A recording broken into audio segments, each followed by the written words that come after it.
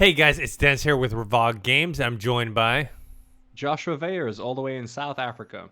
and this is our weekly games podcast, talking about the latest game news, releases, speculation, rumors, all that good stuff. So, um, today is actually either by the time you're watching this or by the time we put this out, Elden Ring will have come out. That's our big first topic. Elden Ring launches tonight at midnight, which for you is actually not that far away. It's only a few hours, right? Yeah, an hour and a half from now, Yeah. man. I'm literally gonna be playing that game. So I woke up late today with that in mind. because I know I'm gonna be up late playing this game. because you live in the future, so you'll be able to Yeah, play it before for us. I'm sure New Zealand is already playing it as we're Yeah. speaking. Yeah.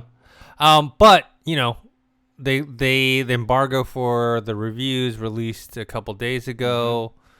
And yeah, all super positive. Not just super positive, but like one of the best reviewed games of all time. Positive. Yeah. Like a lot of tens, a few nines. I haven't seen anywhere where anyone like blasted it or anything like that. But it's I like, was gonna say because usually it's a rare. I think the last game we got like that, to be honest, was God of War. I know mhm. The Last of Us Part Two was a great game, but like some It was critics didn't review it divisive. that Yeah. well. It Yeah. was like it's so yeah. I'd say this is the first game since God of War that we've gotten a game that's just gotten perfect reviews. You know what I mean? hmm Yeah, so people are throwing out words like masterpiece. They're comparing to Breath of the Wild. I think GameSpot called it Death of the Wild. Not to say that Breath of the Wild was Yeah. bad, but there was like a darker version and a lot about It's pushing the genre yeah. forward. It's interesting because I've been watching a lot of videos about this ever since the hmm junket or the embargo came out. hmm Uh, I've been watching a lot about it, and the best way to explain it is that essentially you have the open world, but the developers that have been making like they've made Dark Souls, right? It's always been a very like linear type game where you hmm go down a certain path, which unlocks a shortcut from a certain other area. As you play the game more, you kind of open up the map more and open up the way you can walk around more. Whereas with this game, it's a big open world game. It isn't linear, but supposedly the big areas in the game, like the cathedrals and like the bigger like story locations, those do still work the same way as an old hmm Dark Souls game, where it is like linear progression within the dungeon, opening up paths, opening up shortcuts so that you can go back to the beginning easier and redoing certain things.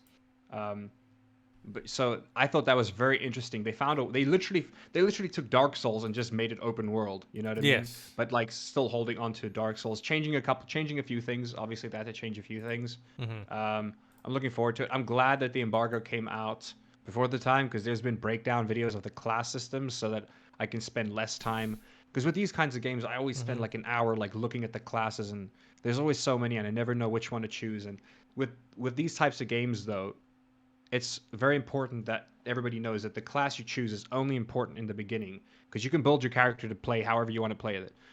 Your class only defines your start to the game or the hmm boost that you need to the certain play style you want. hmm Which I think is also why I could be wrong, but I think they have a class which is like called the peasant or something, which is just like for people that want to have a really hard time playing the game, where there's no bonus stats at all. It's like, yeah, you can play the game with like, because Dark Souls has done that as well, where it's like it uh-huh. always has a class that has just no stats, and it's like you want to grind from nothing, here you go. Here's a naked man with no weapons or something. You know what I mean? hmm Um, so you get that excitement about it too. Like I said, the most important thing with your class really is the starting weapon it gives you, I think. So like whatever like weapon you might want to start with. But towards the end game, it doesn't really matter too much your class because you'll have built your stats in a certain way or built your character And in a how certain you way. want it to go. Like even if you picked Mm. whatever, let's say a magic class, but you can go, damage and strength if you want to. Um, doesn't prevent you from doing that. And I heard there's a lot of different spells, a lot of different weapons, and so there's just a plethora of stuff. To me, the most exciting thing is that supposedly the open world is quite vast and Yeah, detailed, it and is. It is. It's it, very like not whimsical. Like I wish there was like a there's got to be another word for like a darker version of whimsical. You know what I Mm-hmm. mean? Like very like yeah, it does have that gothic feeling that most Dark Souls games has as well, but like it almost has this air of like fantasy, which I mean, yes, it's a Yeah. fantasy game, but like I think of like 80s fantasy movies where there's that weird like vignette, you know what I mean? Where things kind of look a bit blurry, but they're not. I Mm-hmm. don't know how to explain it. Um, I was watching a lot of playthroughs about this because I think PewDiePie he got the game early, or I'm guessing with Mm-hmm. his the way the embargo worked or whatever, certain um, influencers must have been able to play it early because he put out a gameplay video like yesterday already. Mm. Only 15 minutes long. It was mainly for like an ad spot. But I was I literally couldn't watch it because I realized I was like, there's so many there's so many things in this game that you want to find on your own. You don't want it to be spoiled for you. Like there was this like he bumped into this one random mob and I saw it like do something goofy and I was like, Mm-hmm. God, I wish I didn't see that because if I saw that in the game myself, I would have loved it more. Mm-hmm. So it does seem like the game's gonna not just like it has any approach to it. Like you can right off the bat do whatever you want to do, but I believe there is like some kind of path you can follow if you want to, but you don't have to follow the path. Mm-hmm. You can kind of go your own way, you can literally play your own way, like where it is similar to Skyrim in that regard, where it's like right off the bat when you play Skyrim, you don't have to go and kill the dragon. Mm-hmm. You know what I mean? You don't have to go and do that, right? I mean, you should because that's how you become the Dragonborn and get those abilities. But you could play the whole game without like doing that, you know what I mean? And just go raid dungeons and stuff. So this game has that approach as well, where you can kind of do whatever you want, go about your own ways. You know, maybe you'll be able to find like a way to skip a certain like early stage because you found a different path or something. So it has like a good sense of exploration as well. Um, yeah, it's I'm looking forward to playing it a lot actually. From what I heard though, is that speaking of paths, like on the map, you have to like really study it, and they Mm. do have markers for stuff, but from what I heard, there's no like actual pathways. There aren't Oh like any yeah. like on, like you have to go There's also no basically like go find it there's no yourself or yeah there's no go the way that journal. you yeah. There's so you like that is the one critique I have heard, which is like because the game is so big and vast, you can play a certain quest line that you may have stumbled across and then do it halfway and come back to it later and have no idea what it's about because there's no way to check, you know what I mean? Mm-hmm. Like what it is like what it is that you've done. I believe Yeah, yeah. I from don't think it's journals, what I and was there's reading no from the like reviews. yeah, there's no like pathway points to quests and Yeah. whatnot. You just pretty much go find it on your own. Yeah, so it is Navigate on very your easy own. for you to like. It's very easy for you to stumble across a place you've already been to and already cleared out, but Mm-hmm. without remembering. You know what I mean? Because there's nothing to Mm-hmm. like help you remember. So I like that in games. I think it's a bit of a hurdle for some people to get over that. Mm-hmm. Like I know Assassin's Creed, the most recent Assassin's Creed games have had that option where it's like you can choose a very linear experience where it's Mm-hmm. like there will always be an icon for you to walk towards, or you can choose to figure it out on your own. And I played both ways and I enjoy figuring it out on my Mm-hmm. own, which is why I know I'm gonna enjoy playing this. Where I'm just gonna I'm gonna stick to the storyline in the beginning, like just to get my bearing. But once I got my bearing, I'm gonna if I see a pretty mountain, I'm gonna run towards it. You know, I'm gonna go do my thing. Like I'm a free man. You know. Yeah. The one I haven't played it yet, and like we're all highly anticipating it. It's probably gonna be great. Besides the journal thing, which supposedly it was like a creative decision not to have Mm. that. But the one thing I can critique from just watching it is, and don't get me wrong, the production design in terms of the characters and the creatures and all that stuff look great, but the actual graphics themselves, like the models and the animation, are they're not like triple A. You know what I'm saying? Like if you watch it, It's very Dark Souls 3, yeah. which is a pretty old game and like it's not bad. It No, is a no, no. It's huge not a open bad world graphics, game. but it's not like Yeah. you're not gonna compare the graphics to like Horizon Forbidden West Oh or yeah. you It doesn't look know. real at all.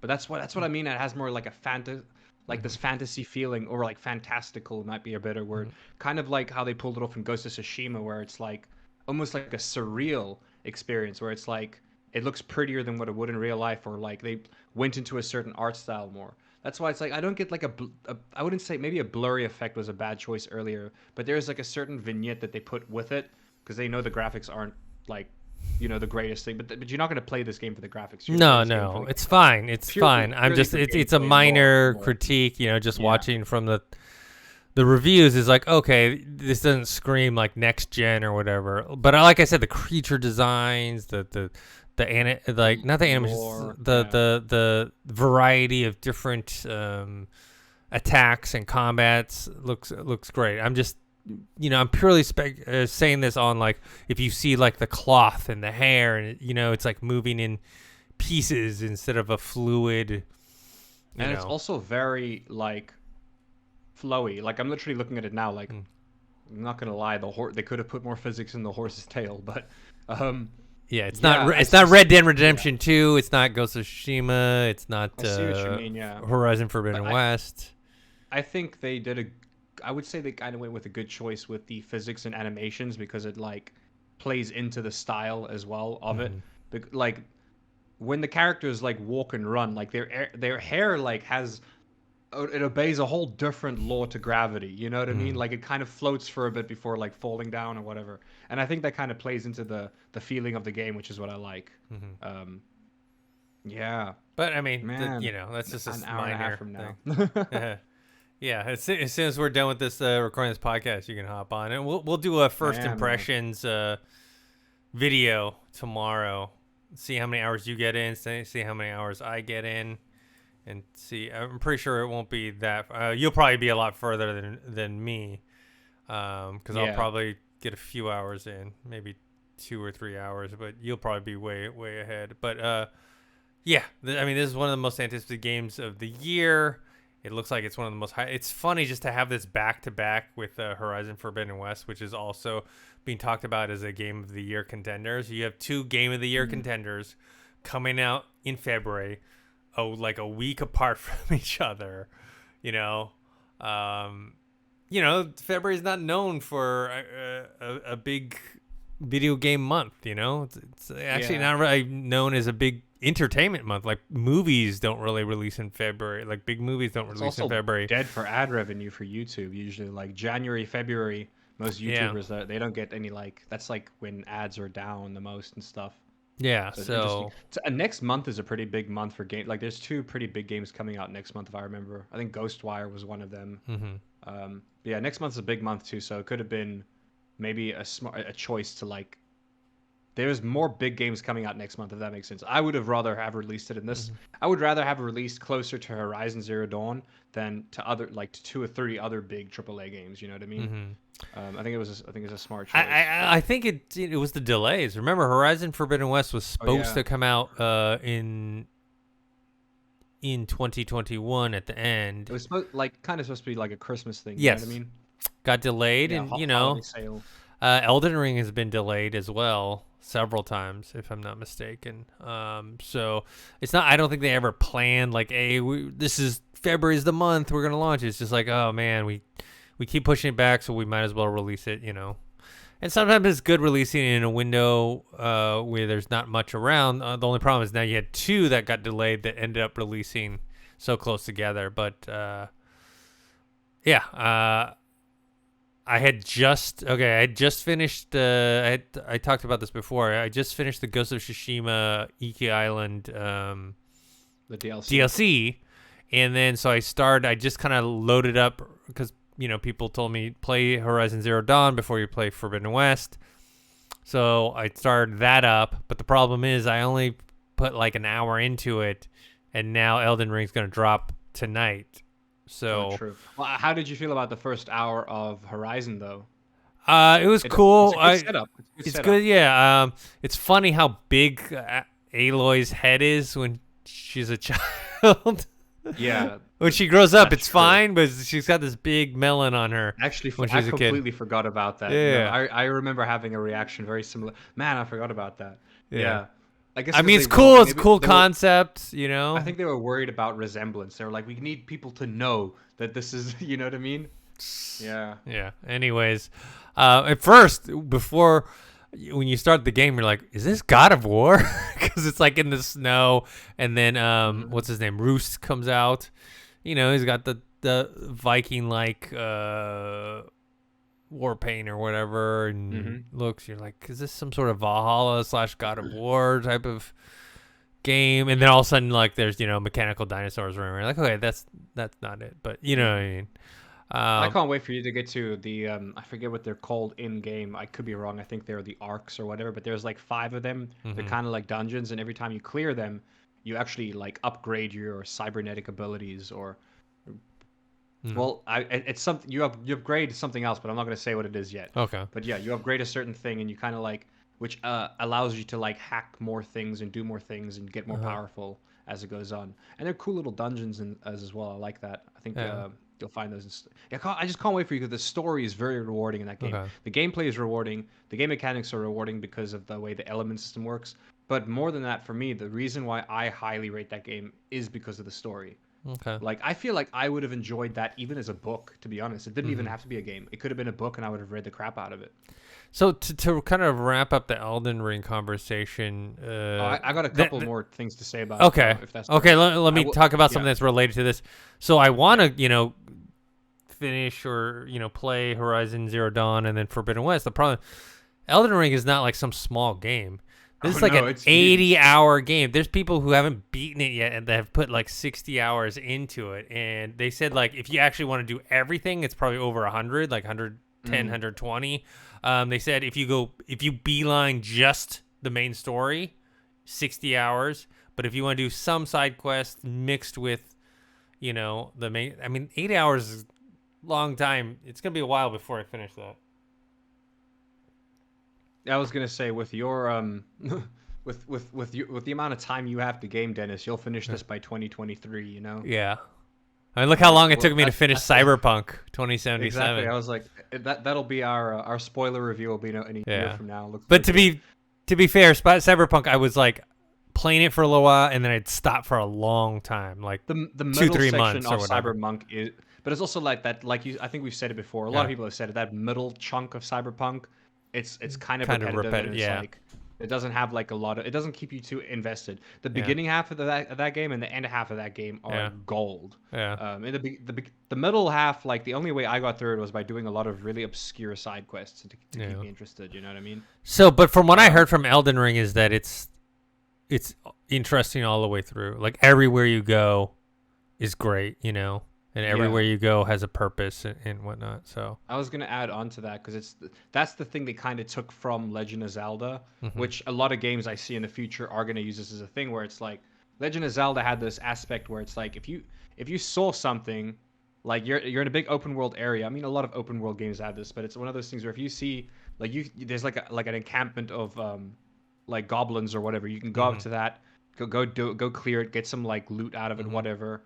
There's always these areas you can go to and do that, and Elden Ring has it similar, where it's like if you see like encampment of people or something, you can go there, you can kill them all, or you can sneak around, you can find something. Maybe there's treasure for you, maybe there's an item you could use, or like things like that. So they took that idea of it as well, which is what I like. And the same with Breath of the Wild, where Breath of the Wild has these dungeons uh, that you go to, and they're really cool to find. But once you find them, you're going to do a puzzle because every dungeon has a puzzle. But with this, when you find a dungeon, you don't know what to expect. hmm Uh, but the reason why I think this game being so big and large is important is because I've seen 2 reviewers who have had the embargo for this already say that when you get stuck in this game, you can easily just go somewhere else and do something else until you know what I mean. Like whereas with Dark Souls, you can get hard stuck with a boss. hmm Like with linear games, if you can't get past the boss, that's it. You Yeah. gotta Yeah. sit. You gotta beat the boss. It's the only way you're gonna continue this linear path. But with yeah, with Elden Ring, it's like you meet a boss, you get smashed by him. You're either under leveled or you're just not doing a good job. It's one of those things where you can just come back to him later, go get some gear somewhere else on the other side of the map. There's hmm always something that like pulls you in. You'll never ever feel bored. You know what I mean? And a lot of people are saying that like there's less open world fatigue, hmm which is something that I never experienced it, but there's only been one game that I've experienced open world fatigue in, and that was in Assassin's Creed Odyssey because it was just too big and there was just too much to do, and it was hmm just like it just sent me. I didn't have like a sense of purpose when I was playing that game, which is why I think The Valhalla. Valhalla was a good change of pace when they're like, hey, here's your home base. You can Mm-hmm. upgrade it's a place for you to come back to, and the open world wasn't as big. Like Assassin's Creed Odyssey is huge. It is Yeah, like the the map map is is yeah. huge. It is huge. Like in comparison with Valhalla, you have a much smaller map because you have England, and then you have Asgard, which is a fictional. Like that's a different like. You're not gonna. It's not open world. Like they're different. There's like 3 open world areas in Valhalla, and they're a bit smaller. So they were smart about that. But yeah, so open world fatigue is a thing. I've only ever experienced it once. I've never experienced it in any other game. Mm-hmm. Um, but people are saying that they don't get it in this because there's just always something to do. And like I said, the whole reason I stopped watching playthroughs of this game is because there's so much like things out there that are so like Mm-hmm. odd because they came from the brain of George R. Martin. You know what Yeah. I mean? Like there's walking pots. There's just like giant The walking the pots. There's bosses look awesome, man. the bosses do look awesome. All the video footage I've seen of the bosses, they look fantastic, and they all do Look, different combat what's the attacks. guy's name again? It's not Miyazaki. I know it's similar to that. Yeah.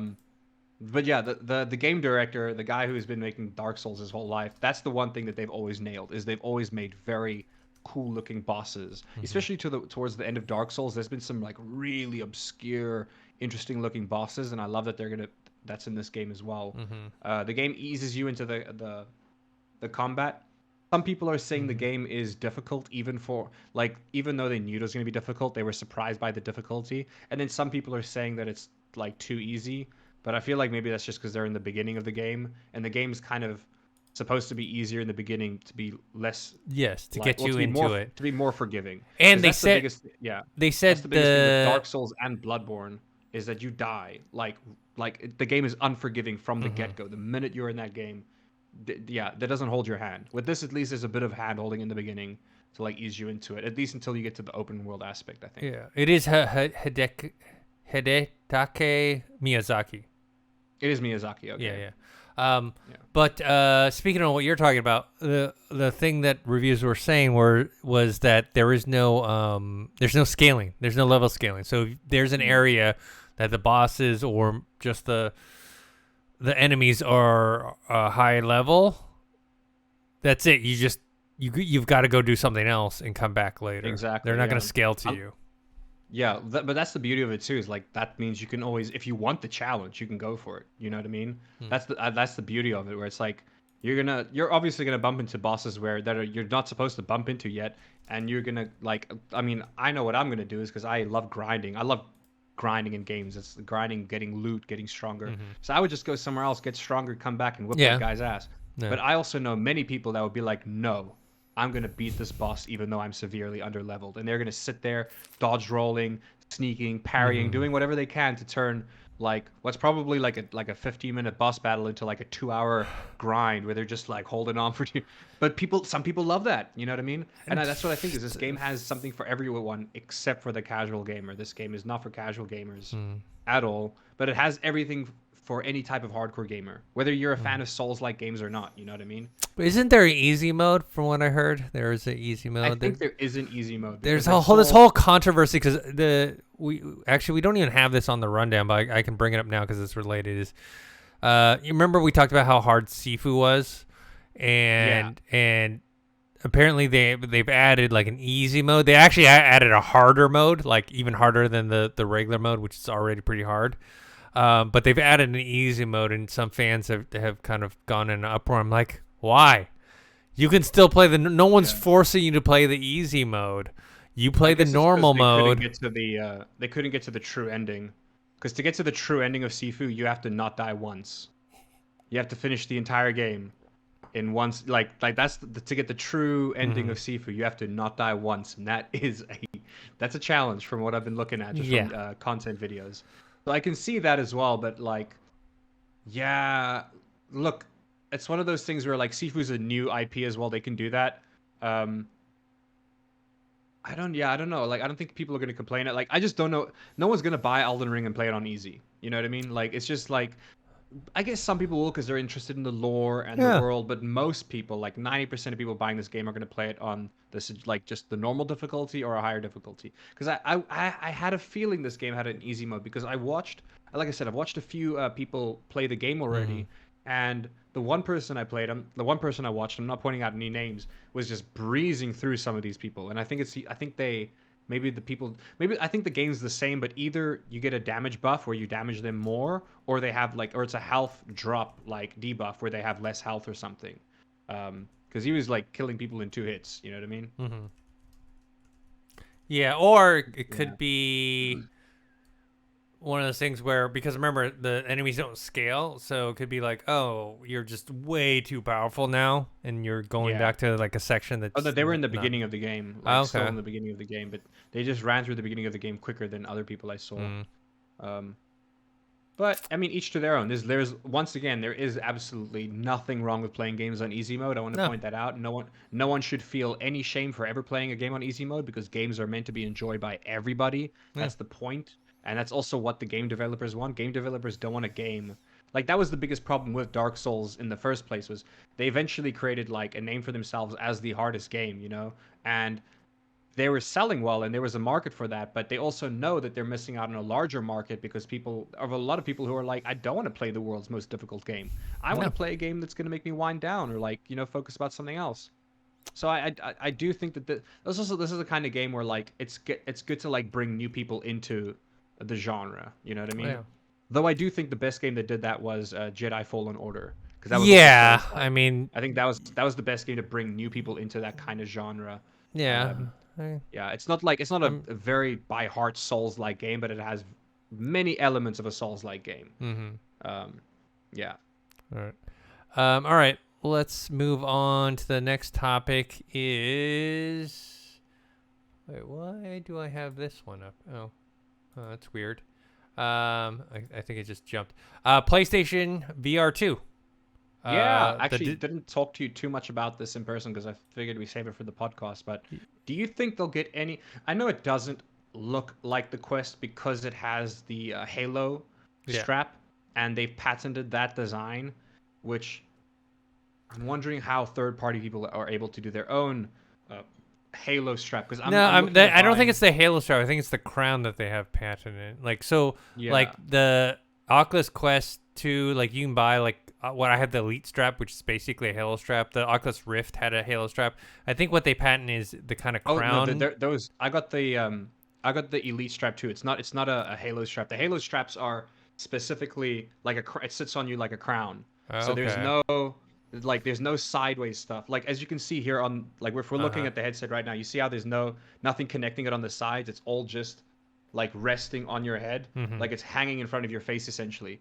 There Mhm. are actually there's two really good headset straps that you can get for the Quest 2, which I'm actually looking into. I know Mhm. I bought the Elite strap and it seems like a waste, but from what I've looked at, there is one. I forget the name of it, but it sits exactly like this. It's a crown. It Mm. sits on your head, and essentially it levitates the the The the yeah. Oculus in front of Uh your huh. face, rather than having it smushed against your Uh face or huh. whatever.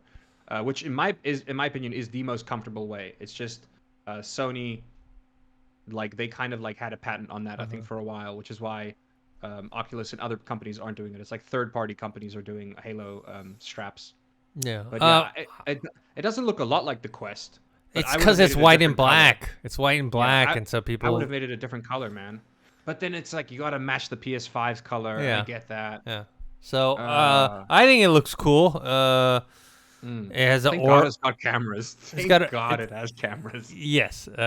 Screw the first PlayStation VR. I mean, the setup for that thing was horrendous. This one looks It cool. was, yeah. It's got motion tracking cameras now. The better controllers than have the crappy controller, the Move controllers that Yeah. did not Less work in VR. clunky. Um, Still got a cable, but it's less yeah, I clunky. think that's the one thing people are like, it's cabled. I kind of wish that they had an AirLink type of thing. Yes, their Um, own AirLink thing. Like, look, because it's weird that they don't because they have PlayStation Remote Play, which yeah. I just realized now I could actually use PlayStation Remote Play to capture all my PS4 data, which I had no idea. I thought I needed a capture card for that, but Mm-hmm. supposedly you can actually do it through its remote play and capture it onto, like, have it stream onto your PC Mm-hmm. instead, which is pretty smart. So they have the technology. I would have, like, if you can remote play your VR headset, that would be the best thing to do. Get rid of the cable. Mm. But I think maybe they are going for that true 120 FPS feel, where it's like if you're plugged into the system, you can get. Well, isn't AirLink as well 120 FPS if you have it linked to your PC? What'd you I say? think it could be. Isn't AirLink like doesn't AirLink give you the capability of going up to 120 FPS on your Oculus? I don't know if AirLink itself does. I know Well, the you have to Oculus still run it off the PC the because I know Quest that 2 it'll is yeah capable of 120 frames per second. yeah I because you can just I not saw in the sure. settings you could I saw that like the toggle showed up once I had the Quest linked to my PC and I was Mm. running Oculus off of my PC. I noticed that I could enable the 120 frames yeah, the 120 FPS. So like I said, like the only reason why I would think that Sony would keep it cable is because they want to have that 120 FPS be like smooth. Mhm. But look, if Airlink can give you 100 like 120 FPS, then surely remote play, if they had to work on that, could get you to 120 FPS as well.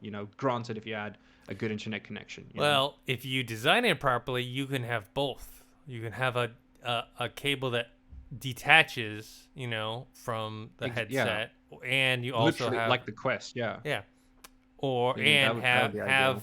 if you do have fast enough Wi-Fi, have it transmit that way.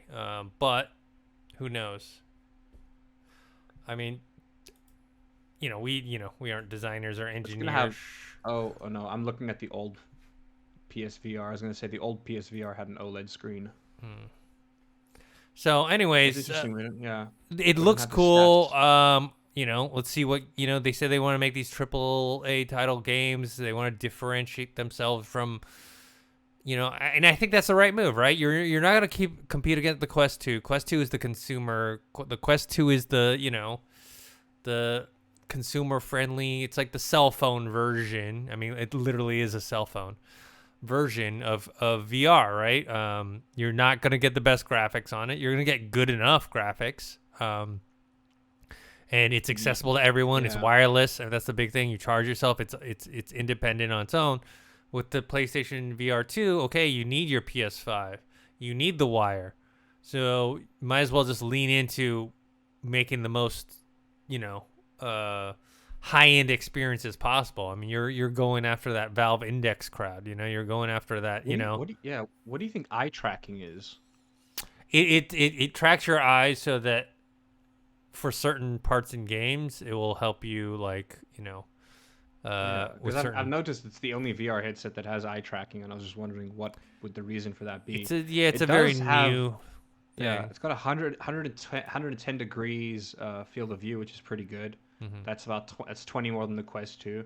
It does have a better resolution than the Quest 2 as well. Yeah, Like not by a lot. Like it's a very like in my yeah, opinion like a yeah, very yeah. small change. Um, yeah, and yeah, you need the PS5 for it. Yeah. So, I wonder if I wonder if it'll still work in conjunction with the PlayStation Eye, or like if that's like a bonus thing where it'll track better with. Because I'm wondering why they pushed so hard for a new like when they launched the PS5 and they hmm had that full catalog and full collection, everything in white. I hmm was wondering the only thing that made sense to me. I was wondering why would they make another PlayStation Eye like why would they make another PlayStation webcam? You know what I I don't mean? know. Most I people would just buy a cheaper webcam that can do the same thing and plug that in. You know what I mean? So I thought it had to be related to hmm VR in the future. So I just yeah, I don't know. Like I'm wondering if that like will come into play later, where maybe if you do have the camera, you have extra tracking to just make it a little bit smoother or something. uh, But like yeah, I don't know. I mean, with like I I, know with the Quest, just having used the Quest, I know that the four cameras on the headset does more than enough. yeah. You know?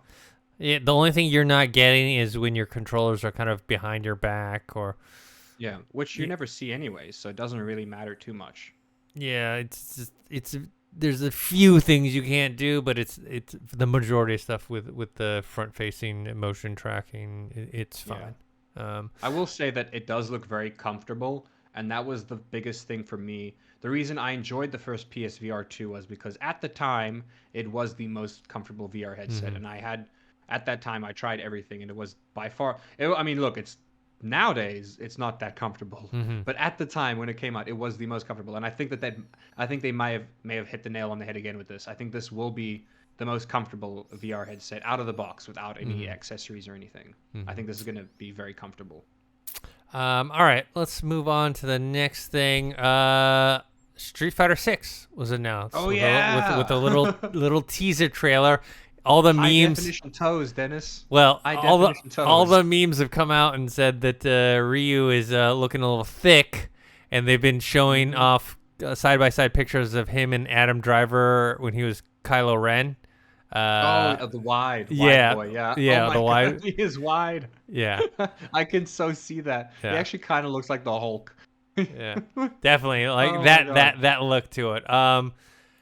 Street Fighter 2 when it came out, that was like used to be my life. Me and my friends would just play Street Fighter 2 constantly. That was my Going, arcade jam, man. we would go to the arcade, we go to the Hmm. pizza spot to play it. We try to play it as much as we could. Once it came out on Genesis, we were like all over it. There was Championship Edition, Turbo Edition. Like, we just absolutely love that game. Street Fighter 3, when it finally came out, I did play it, but it wasn't my favorite. So I haven't really kept with the whole Street Fighter, Yeah. I played basic. Street Fighter 5, but like same, the one I played the most was Street Fighter 2 at an arcade. Yeah. Living in South Africa, we had some arcades, but like the choices at the arcades very slim. Mhm. So it was one of the only fight, like it was Mortal Kombat, Street Fighter 2, and Marvel vs. Capcom, and then there Yeah. was just many versions of the same game, but just Yeah. so everyone can play it. Well, Street Fighter basically launched that whole. I mean, it was them in Mortal Kombat, but really Street Fighter, where like everyone was just copying Street Fighter. Yeah, and I mean, wasn't Virtual Fighter essentially like a Street Fighter ripoff, like straight up? Well, it was Uh, they made it in 3D, so you had 3D space. Yeah. Remember, Street Fighter tried to do that. They made it kind of a 2.5D Mm. space. I forgot if it was 4 or 5, which version. I think it was Could 4, be Tech. because I I think was they gonna went say, back to I know 2. Tekken was one of the first games where you could move. Yeah, Like Virtual I don't- Fighter, yeah. Tekken, Dead or Alive were all the 3D ones. Mm. But then Street Fighter tried to like emulate that. I think it was. I'm guessing it's Street Fighter 4, but it was kind of Yeah. more 2.5D version. But then they went back straight to 2D again. They did. I know there was that collab, that Street Fighter and Tekken collab Uh-huh. for the previous Tekken game where they put Akuma in. They put Akuma in it with his like literally the same like combos and everything as Street Fighter 5, I believe, which is pretty cool. People hate the logo. I'm going to talk about the elephant in the room. People Yeah. hate the logo, Dennis. It's They very hate the generic. logo. It's very It generic. is I mean, super generic. like when you think of Street Fighter, especially me, when I think of Street Fighter 2, it's such an iconic logo. Yeah. It's bright. It's in your face. Yes, it's dated. It's from the 90s. So obviously you wouldn't want exactly People that. love the 90s, man. But People love the 90s. but you could still build upon that and modernize that. Where this is like a very generic, like- almost like some sort of skateboard graffiti. You know what I mean? Like It just looks a little corporate. You know what I mean? it's like- not not like- very Street Fighter-y.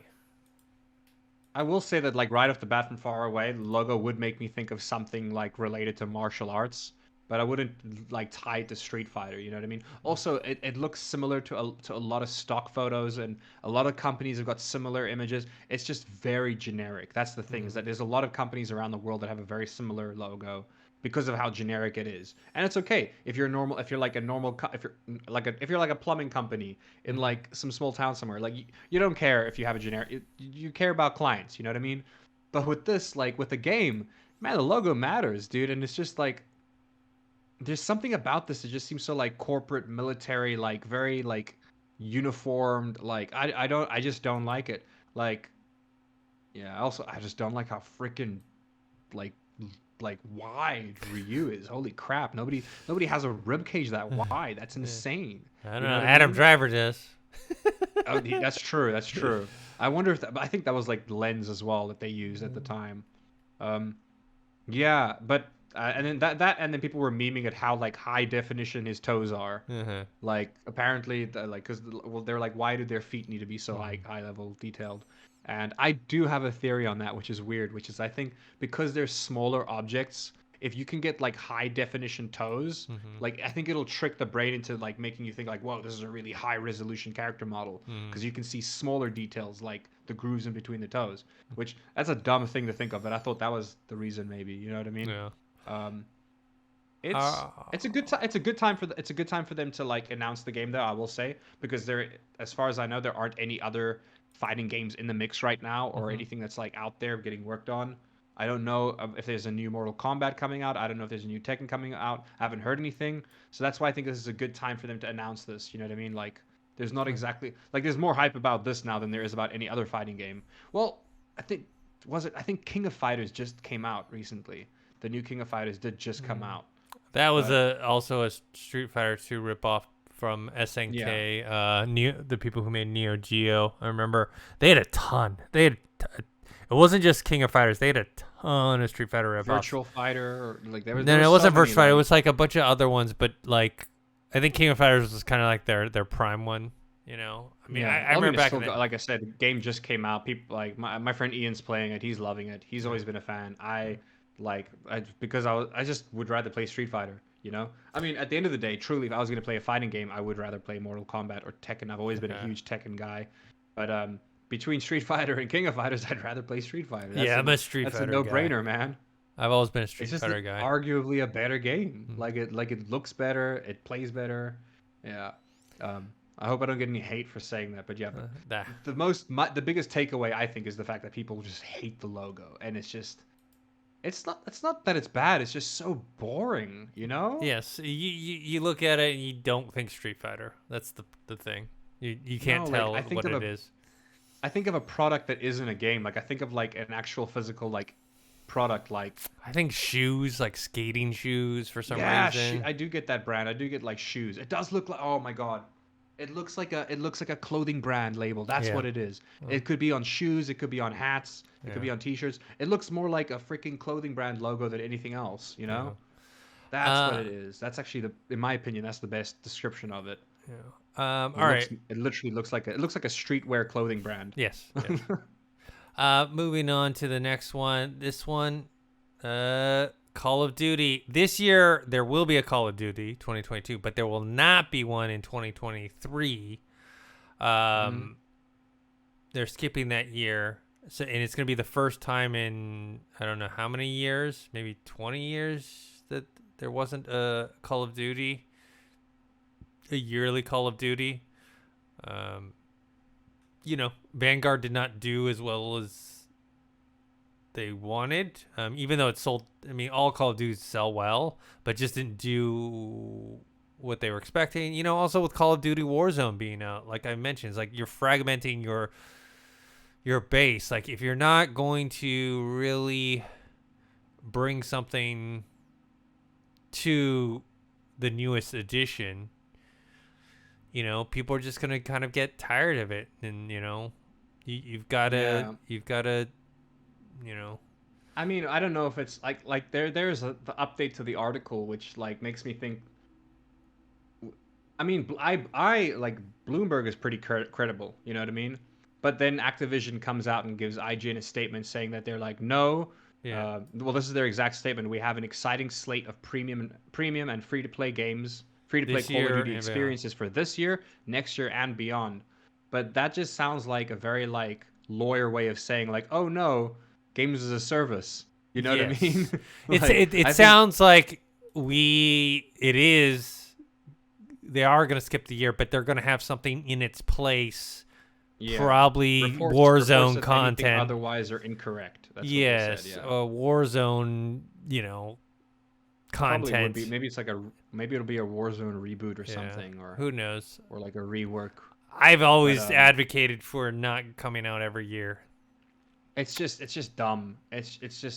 It's overwhelming and dumb, and I just think that they Especially could with the accomplish free to more every play. 2 years. Imagine, Yeah. think about this. Mhm. Imagine if Halo had a game every single year, and they also had the free-to-play infinite multiplayer It going would be on. no, it would be oversaturated. You Yeah. know, people get bored of it so quickly. That's the thing is when you have too much of something, you get bored of it, man. Yeah. You know, that's the issue with that's the biggest issue with Call of Duty, and I think their decline in gameplay is that people are just Hmm. bored of it because they're playing it too, they're getting too much of it. You know, Yeah. You don't have time and for also all of like it. and quality. Yeah. Like we mentioned this a lot, but damn, look at Assassin's Creed. The past three Assassin's Creed games have been miles better than anything else because they've taken their time with the game. They're not releasing them every single year. You know, Yeah. they're taking their time, making sure it like comes out pretty good. You know, And bringing and something those different and new. yeah, and those games So. also have good long life ahead of them. Like I think, like in my opinion, graphically, there's very little difference between Assassin's Creed Odyssey and Valhalla, even though they're like a couple years apart. Hmm. Like if you have a beefy PC, you can like and you bump those games up to like max graphics on both, they look very similar. Like there's just different things that they decided to focus on. You know what I mean? Like the one Hmm. game has more detail on armor, the other game has more detail on like skin, or you know what I mean? There's just different choices they made.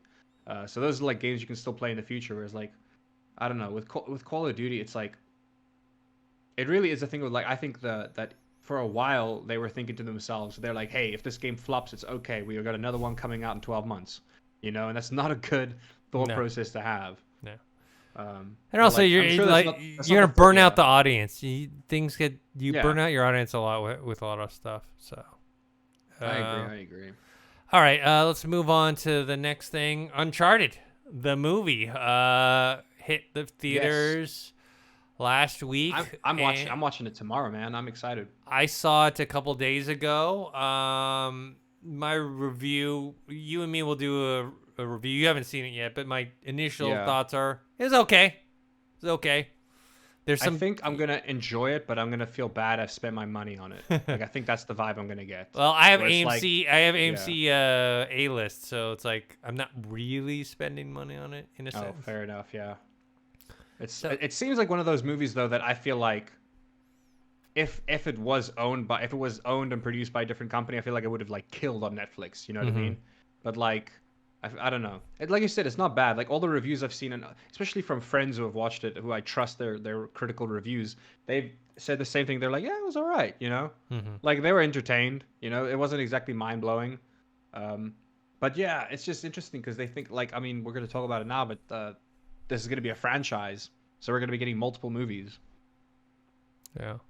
So Well, yeah, it I did guess time will well. tell. I mean, now with the pandemic still going, the expectations are, like back, in the day, if this movie made 139 global, they Mm, think it's a flop, and 44 domestic weekend, it'd yeah. be like, oh Well, man, they were expecting 30 million yeah, domestic, and they got 51 million. yeah. So they obviously did better than what they were expecting. So they must have made a profit already, regardless of reviews. Yeah, so they definitely see this as a big win, and setting this up as a franchise, which is the whole reason they cast Tom Holland. I mean, I like Tom Holland, I like Mark Wahlberg. In those roles, not as much. Not that I don't like them, and not that they're not fun to watch. It's just I just don't see them as those characters. But I agree, actually, on that. I it do agree on that. they Here's my issue with it. I actually think Tom Holland was cast pretty well as like a young Nathan Drake. hmm But the issue is because they had so many like production breaks, I feel like his character and accent slip a bit.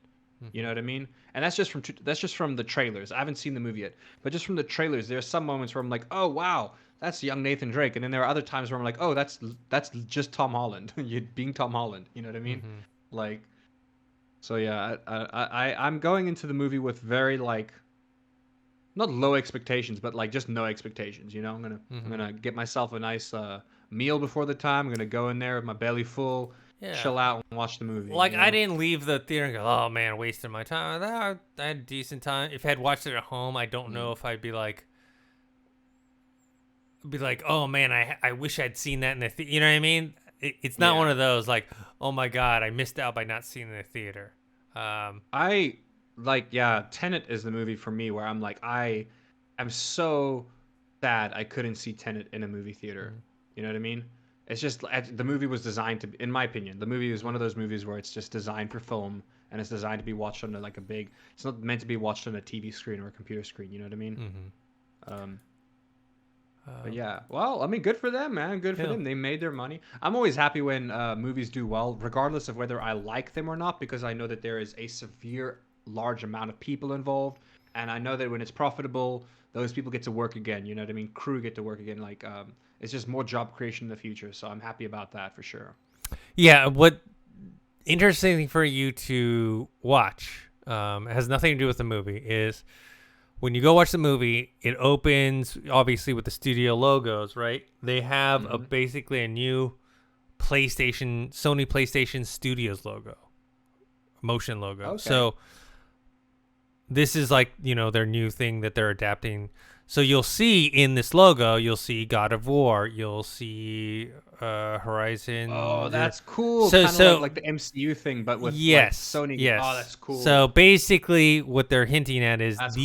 these properties are eventually going to see their way to either the movie screen or the TV screen. That's basically That's cool.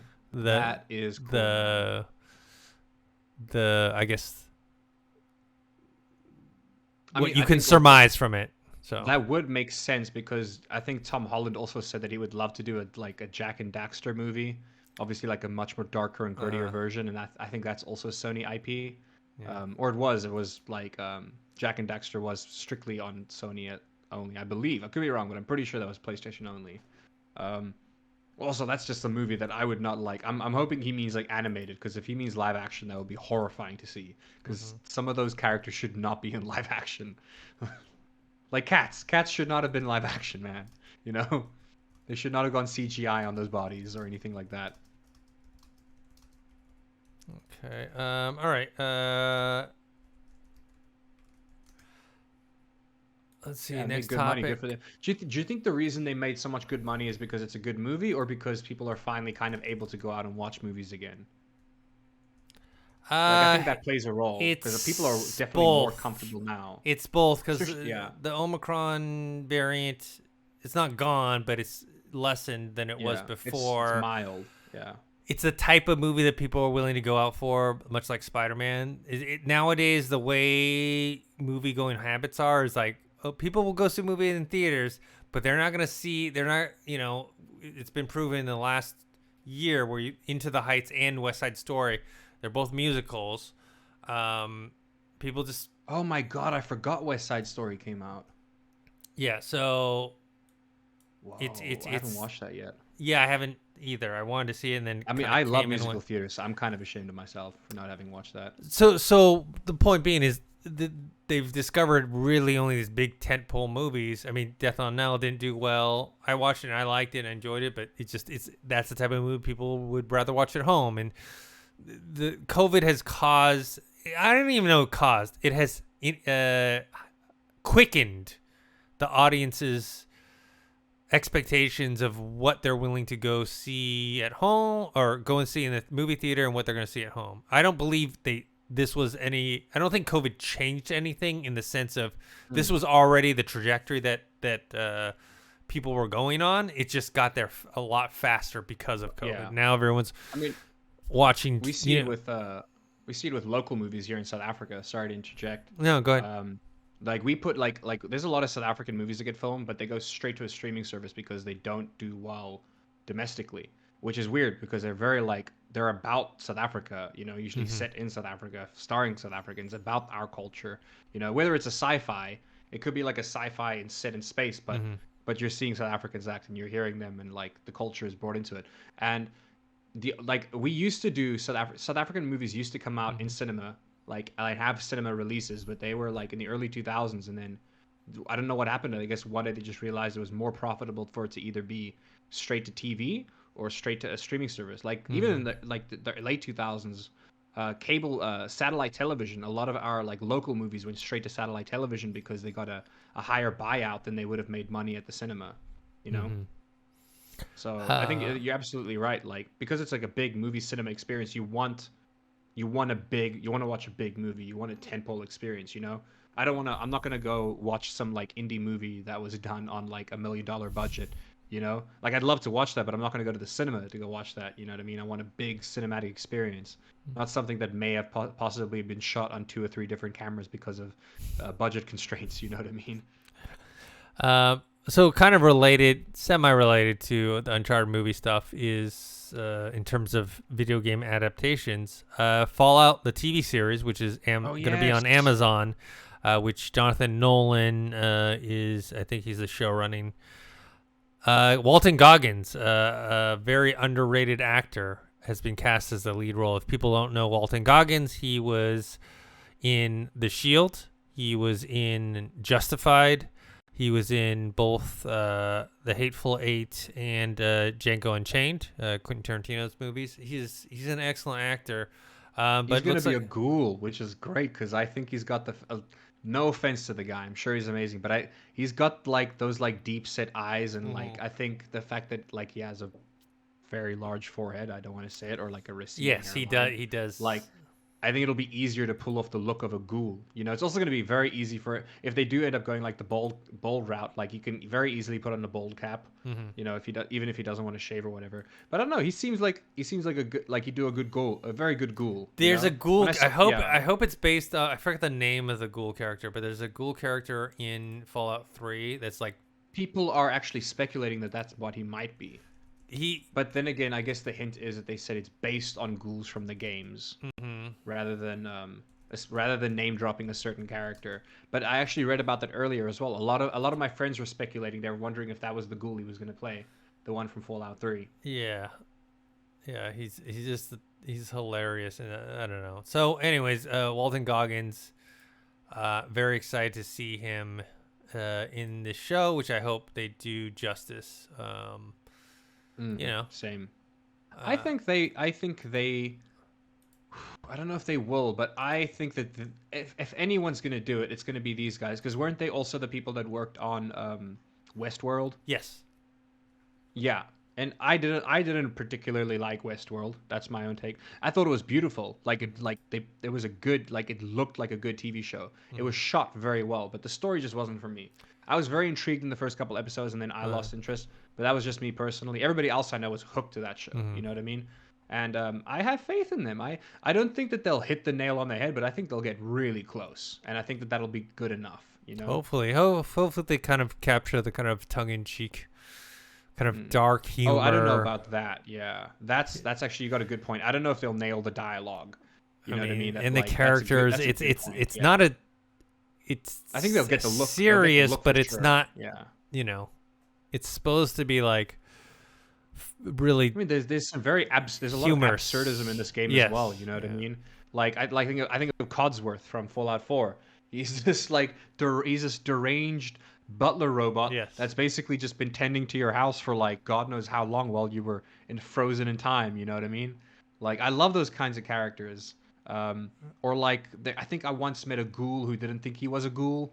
You know what I mean? He was like, "No, I'm still human." No. What was it? Sorry, the robots. What are they called? I'm spacing on it. You know what I'm talking about, right? Like the robot people. Oh, but they're not robots. They're like cyborg. Anyways, point is, there's a lot of weird characters out there, and I hope that they add weird characters in this series. I didn't even think about that. I was thinking more about like the look and feel, which I think that they'll nail, and I think that it'll be a good story. It'll be dramatic. But you do raise a good point. I am a little bit worried if they get that cheeky vibe from it, which is a lot of cheeky weird characters, you know. Yeah. So that is a very good point to bring up. I do this is just me speculating, but I do, however, feel like I'm gonna enjoy this show more than I'm gonna enjoy the Last of Us show. I think I'm gonna enjoy this one more. It's interesting. Just because it's like, look, The Last of Us is such a heavy game, dude. I don't know if I'm gonna want to watch that show. Like, I'll watch it because I have to for cultural relevance, but like, man, it's just so heavy. Like, it's gonna be really heavy, you know. Whereas with Fallout, it's not gonna be. If they nail Fallout, it shouldn't be heavy, you know. Yeah. It should be like kind of lighthearted, but also not. I don't know. It's supposed to I'm be looking forward to violent it. but absurd, you know. Yeah. All right. Moving on. This is some smaller stuff. Ubisoft they're emphasizing their independence, but if any offers came in, they would. This is kind of typical kind of corporate speak. Is like, no, we want to be independent, but If the any right right amount offer, comes yeah, across, basically.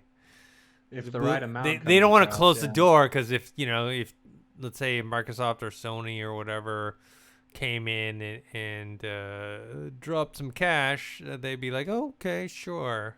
Well, I think they looked at that Activision acquisition. They saw how many billions of dollars that was, and they were like, you know what? That looks pretty good. Yeah, I don't mind getting bought out for that price. yeah, exactly. I don't blame them. You know what I mean? It would be smart of Sony. I think I've said it before. It would be very smart of Sony. I still think it would be the smartest for Sony to either buy Square Enix or to get a very, very close. They have a very close business relation with Yeah. Square Enix already because they're in the same country and they've always been working together. But like, Square Enix is something that I've always thought as a Sony. I always tie the two together, Sony and Square Enix. Yeah. So I hope that they can either join or well, Sony's a much larger company. I hope that Sony can buy them out one day or something. But then my second choice would probably be Ubisoft. Or maybe actually that'd probably be my third choice. My first two choices would be Japanese companies because the acquisition would go easier, like Square Enix or Capcom, Uh-huh. Bandai Namco, those companies. But but it would be a big move for them to grab Ubisoft. You know what I mean? Because they also have these amazing single player narrative Yeah, games, and that suits Sony. You know? I think the problem is I'm looking at this, even though this sounds like a high number. Sony is worth the company is worth $45 billion, which sounds like a lot of money, and it is. Obviously, they're one of the biggest companies in the world. Microsoft is worth close to $2 trillion. I mean, the gap between, do you know what I'm saying? Like the gap is, so That's huge. them dropping 65 billion on Activision Blizzard is not the same as what Sony, think about Yeah. that. That's a very good point. But I also want to, Sony probably wouldn't be able to afford Ubisoft, but I think after this big acquisition and considering how long it's going to take Microsoft, I don't think they're looking at any other big ones No, in the probably not. future. They maybe some small ones, but look, they're going to be more focused on getting this acquisition done and making sure that the government doesn't think it's a monopoly because it's not. But I can understand why they can be scared that it would be, even though it's not a monopoly at Yeah. all. Like it just isn't. Yeah. People have the freedom to play their games on pretty much any console technically, just not the PlayStation. But that's okay. You know what I mean? And even like nobody's stopping you from buying a PC and playing their games. Like Yeah. they're not forcing. And you to also, go PlayStation has their exclusive, very good and Mhm. highly rated exclusives as well. So it's not Look, like, man, when the next God of War comes out, people are going to be flocking to get a PS5. You Yeah. know, like I know there are certain people who flock to get a PS5 just for the new Horizon game, Yeah. but it's going to happen again with Ragnarok. I bet you, man. Oh yeah. Like that's much more. like it's their exclusives. They do hit hard. They hit Yeah. very, very hard. That's the thing. Like I look back and I love Microsoft now. I've always been a Sony fanboy, and I think in my heart I'm always gonna be more drawn towards Sony and PlayStation as a company. Even though Game Pass has won me over big time, there's no way I can't say they haven't. But if I look at like Microsoft's exclusive over the years, like I've enjoyed Gears of War, but like Gears of War, like even the best Gears of War game doesn't size up to like some of the big like single player narrative games from Sony. Like it just yeah. So like except for the latest Halo, you know what I mean? Yeah. That's been fantastic. But I guess moving forward for Microsoft, they have so many exclusives now because they got ZeniMax, they got Activision. So that's a thing in the past. But in the past, it was always like, and they're still because the acquisition is going to take that long. I still think that Sony is going to be in the lead in terms of like exclusives that people want to play. You know what I mean? And people really want to play. Like they'll buy that console just for that game. Yeah. You know. Yeah. Whereas because of Game Pass, a lot of people with Microsoft's exclusives, they're like, I would say they're not going to buy the console if they have a PC. You know what I mean? Or if they, I don't know, they just have more options. Well, I read an article which was actually pretty accurate in the sense where they were like, I'm never going to buy an Xbox again. But it wasn't against, it was actually a pro Microsoft article saying because Game Pass is so good and so good on PC that he finds no compelling reason to buy an Xbox. He's like, That's me right now. I have zero interest in getting an Xbox because I have a PC. I have somewhat of interest just because I mean, our graphics card is good, but it's not, It's not. It's getting outdated. You know what I mean? It's like once. Yeah. Right now it's between the Series S and the Series X. Our card is not as good as the X, but it's better than the S. We're kind of in that area. We're very mid-range right now. Yeah. Whereas 3-4 years ago it was a very high-end graphics card. Well, I mean, when I got it about 2 years ago, it was like still known as a high-end one because the only thing that's 2080. It was the 2070 and 2080, or the 2080 was like the best at the time, really. Yeah. You know what I mean? Until they brought out like the 3000 series. Then yeah, I mean, look, by the time the 4000 series comes out, that's when we are definitely out of date with our graphics card.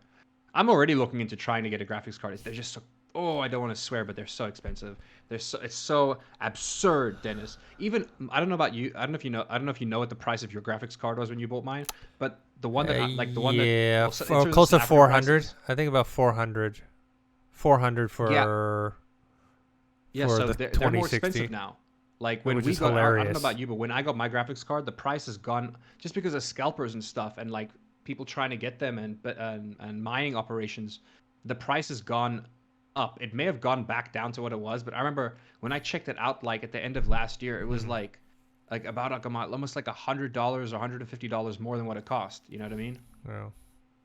It was insane. And well, at the peak of 2020, there was some outrageous prices for graphics cards, Dennis. Like they're not really stabilizing, but they're getting a little bit better.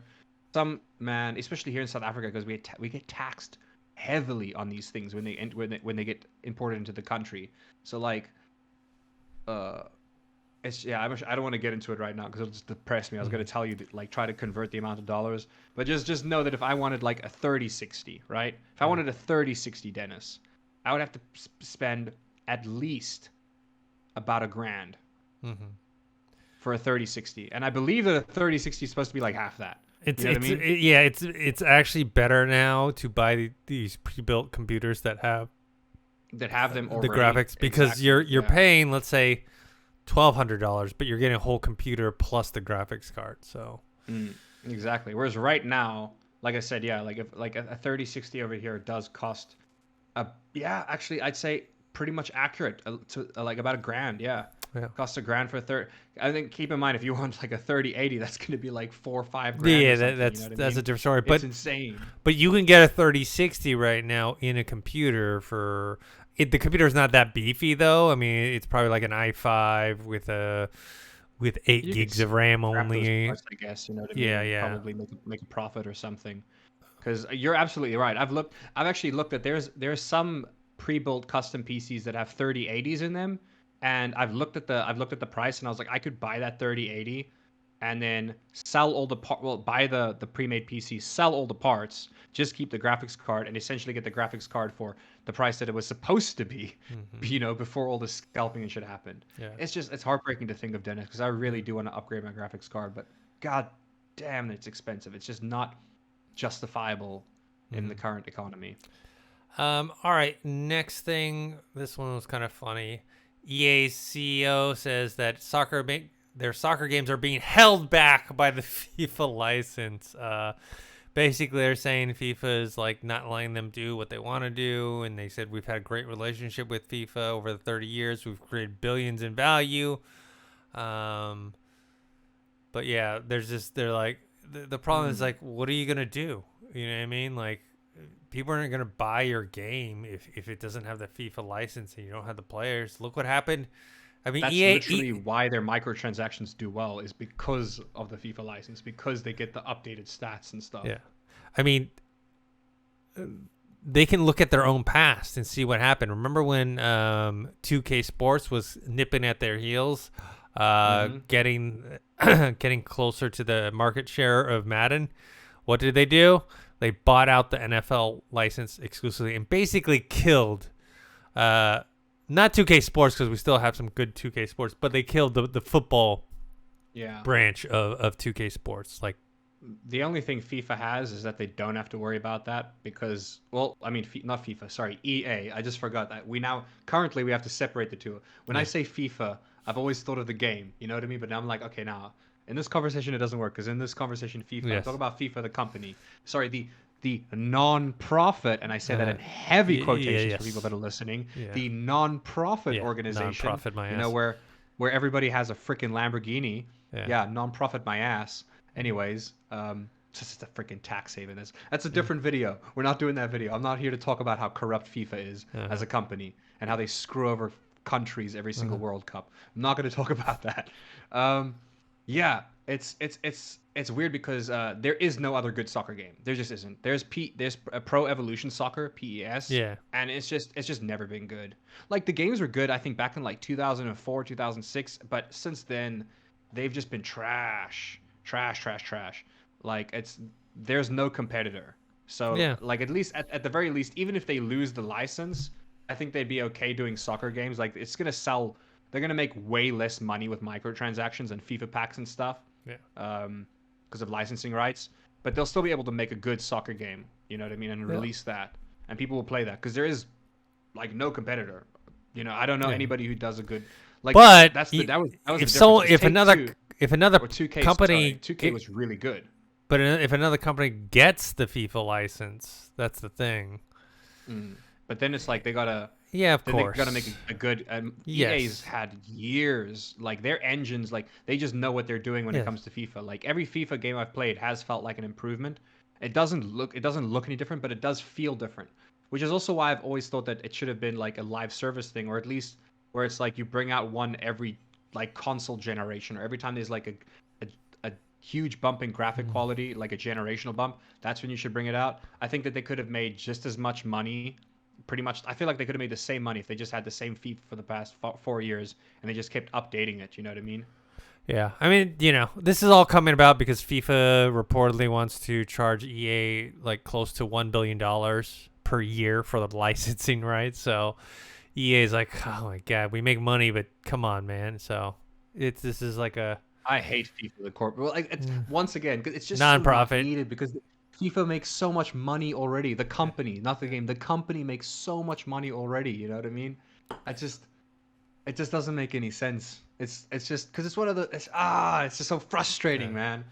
That's it's greed. That's all it is. It's Yeah. 100% greed. That's Yep. all it. They were already making killer. Look, FIFA, the corporation, was already making a lot of money from this the license with EA. They that was a good chunk of their like money every year. You know what I Yeah. mean?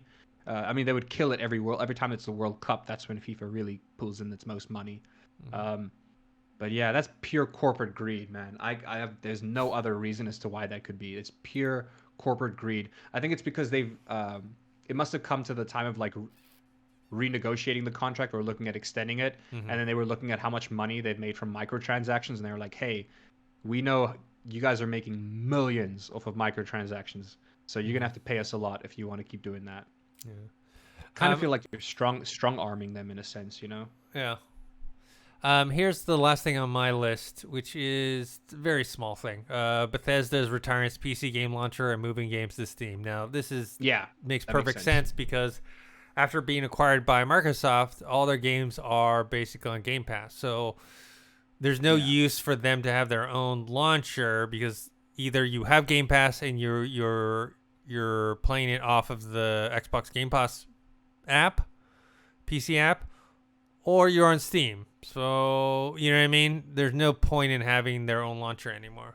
They're not Yeah. trying to make Is the model has You're changed right. for them. Yeah. They're not trying to make profit and cut out the middleman to make that extra whatever percent more. Makes perfect sense to me. Speaking of launchers, I actually forgot to mention it earlier when we were talking about Ubisoft, but that's Ubisoft has a trash launcher. Uplay is horrible. It's just it's like it was never good, and I like and I stayed clear of it from years, but then I got it again because I wanted to try because Uplay has their own version of like EA Yes. Play Yes. slash well they have their Game own Pass. subscription service. So Yeah. I got that because I was like, hey, I can beat Valhalla in a month, and essentially I'm essentially getting Valhalla for like a fraction of the price because I'm paying $10 for the month and then I'm gonna play Valhalla. So instead of paying $60 for it, which is what I did, it was great. But working with the launcher was a freaking nightmare, man. And I just can't believe that a game company could make a launcher that bad. Oh, that's off topic, but I had to rant about that. I hope that they fix it one day, or if they ever do get acquired, that they can fix it. I will say, like, I hope Microsoft could acquire them just for the sake of me never having to use that launcher again. If they can just put it all on Game Pass, that'd be great. I don't want that thing on my computer. Um, yeah. So yeah, that's it for me. What do you have on your list? And this is sad news for me because in 20 minutes from now I'm going to play Elden Ring, but apparently the frame rate is better on the PS5 and the Xbox Series X, which Isn't it capping at 60 for PC? I think so, which I don't have that big of an issue about because the way I plan on playing the game graphically, also the way the game is, it's not a first-person shooter. You know, I think 60 frames per second is fully justifiable for a Souls-like game. You know what I mean? Like getting the extra frames isn't going to help you with your dodge rolls. It's not going to help you with your timing, you know, your parries and stuff. It's unfortunate. Eventually they'll unlock it, but right now with our graphics card, I'm not that bothered with 60 FPS because it's like, yeah, I could play with more frames at a lower like graphic quality, but I'd rather have like the best graphic quality and have it locked in at 60 FPS. Yeah. Especially because I'm going to be playing it at 2K quality. Or what's it, UHD or QHD or whatever. I think it's QHD, whatever the term is. It's the one just under 4K. Yeah. So when I play games at that rate, I just can't have more than 60 FPS. I was playing Cyberpunk at that resolution, and I was averaging just under 60 FPS actually because of the bump in resolution, which is still want to keep the graphic quality. So I'm happy with that. I'm sure, but the thing is though, I can 100% see how a lot of people are pissed about this. Like if I had a 3080, I'd be pissed. If I did have a 3080 in my PC, I would be pissed if it's locked to 60 FPS. You know what I mean? Because it's like I like spent that much money on a graphics card. I want to see it, like I want to see this game pushed to its limits. I want to also like people like me. I have a monitor that does 165 refresh rate. I want my frames. I spend a lot of money on a monitor that gives me those frames. So I get that. With this game, it doesn't bother me, but with other games, it does. But once again, like I said, if I had a much beefier computer, I think I would also be annoyed. Also, I'm pretty sure they'll have a day one patch. Now, I don't know if the day one patch will address the frame rate, bumping it up or not, but they'll at least have some stuff that's supposed to fixing for sure, though. Fixing some bugs and whatnot. This game is going to be patched not that it needs to, but this thing is going to be patched like crazy over the next like month because it's a huge game. Because it's so big. And because of the way that YouTube and Twitch works, there's going to be so many people playing the game. I think there's going to be so many exploits and bugs that are found that they're not going to be game breaking. In actual fact, they're going to be. I just know that there's going to be. They're the type of bugs that are going to impress the developer. They're going to be like, "Whoa, we had no idea that could happen." You know what I mean? But it just seems like that kind of game. So I feel like it's going to be like a lot of patches, but they're all going to be like very small things, tweaking like minor things that we might not even notice. You know. Because as is, the game looks pretty good. From what I've been seeing from without a day one patch, from just the embargo alone, the game looks pretty good. Yeah. All right. Anything else? I got. Oh yeah, there. A Japanese studio, Pocket Pair. They said that you should take the day off to play Elden Ring, which I think is great. They have nothing to do with Elden Ring. They're just another Japanese game studio that are like, hey. This We're gonna call it the Elden Holiday because they were referring to the reviews. They're like, it's basically a masterpiece. You should play. You should just take the day off, play the game. I think they're giving their staff the day off to play the game as well. I could be wrong about that. Yeah, hold on. The folks at Pocket Pair smartly realized that Elden Ring's release is such an event that it's formally announced as Elden Holiday for all staff members. The state in the official proclamation, they imagine that staff cannot focus on. So that's hilarious. So like we feel like our staff can't focus on work because of Elden Ring, so we're just gonna give them the day off to play it, get it out of their system. I love that. I think that's hilarious. Apparently another company did the same thing when Monster Hunter Rise came out, but I feel like it's more relevant with this game. Because I would not take off work for Monster Hunter Rise. That's a great game, but I'm not going to take off a day of work for it. This is the kind of game I would. I think I mentioned it to you before. I had a friend in college who took off a day or two of college just to play The Last of Us when it came out. Because he knew he couldn't focus on anything else. Like he's like, I got to finish this game and get it out of my way. No. However, this is not the kind of game you're going to finish in a day. No. Even If if you you run it are, straight through. that's a 100-hour game. You're not going to be able to get it done in a day. There's no way. No. But hopefully they can get it out of their system and get back to work. I thought that was pretty funny. And then this is my last bit of news, and I'm actually I'm mainly excited about this, although it's a very slight improvement. That's a welcome improvement nonetheless. Steam is getting rid of its biggest sales and smallest sales. Because the issue with Steam sales is, and yes, when there's a Steam sale, everything's on sale. It's amazing. Yeah. But the issue is that a lot of people abuse the system where it's like, hey, they'll put their game on sale for like a 1% sale. Uh-huh. You know what I mean? Where it's like, hey, look, the game is $1 off, just so that they can get pushed up higher on like the relevant, you know what I mean? So more people will buy them. Same thing. There's also a thing where like sometimes games will be 90% off just to be able to get that extra bump where it's like, hey, look, this game's 90% off, but it's like the game's price was boosted before the time kind of thing, you know what I mean? Where it's like, hey, look at the $60 game, 90% off for this price now, or I mean, I know $60 to $10 is not a 90% change, but bear with me. If that was the change, it's like the game you're getting is a $10 game, but because the game is a $10 game, but because it was listed as like a $100 game, you know, you see it as 90% off and you're like, whoa, you know, it's just like, it's scummy. It's scummy. Yeah. So Steam's decided we're getting rid of that. No 10% sales, no 90% sales, actual real sales on real games. It's mainly just so that people can't abuse the system, which they have for years, like more than 10 years now. I've been seeing like people abuse the crap out of that, you know?